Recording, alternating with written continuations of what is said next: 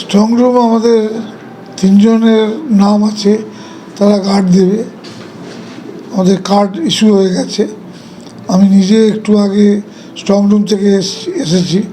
Strong রুমের কাউকে allow করছে না, কিন্তু সামনে যে জায়গাটা করেছে সেখানেই আমি বসতে হলো। যদিও আমি বসিনি, আমি ঘুরেছি। সেখানে নন্দিতা চৌধুরীও এসেছে, সেখানেই বসেছে। আমরা কথা বললাম সিকিউরিটির সঙ্গে। সিকিউরিটি বললো যদি আরও আপনাকে নিয়ে যেতে চায়, আরও যদি নিয়ে যেতে চায়, আরও নিজে এসে আপনাকে নিয়ে যাবে।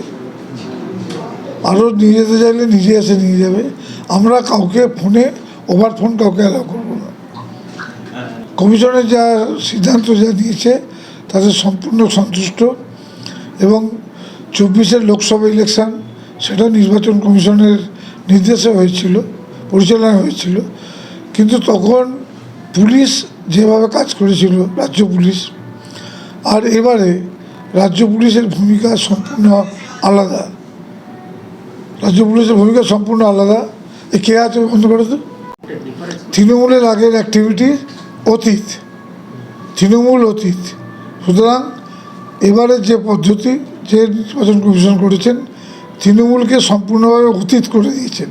তাই অতীত নিয়ে খেলাটা খাটার কোনো প্রয়োজন বোধ করছি না।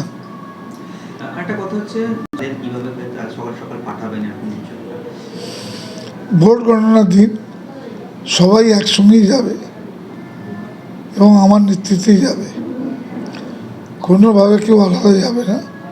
এটা ঠিক হয়েছে। দেখুন, ইভিএম খুললে 1 নম্বর থেকে যখন খুলবে, তো প্রথমে কিছু মাইনরিটি ভোট আছে, সেখানে হয়তো বিজেপি দক্ষিণপাড়ার প্রার্থী পিছিয়ে পড়েছে দেখাবে। তো তারপরের রাউন্ডে ঝড় উঠবে। এটা কিন্তু কথা যে পরিষ্কার ঝড় উঠবে এবং শেষ হাসি আমি আসবো।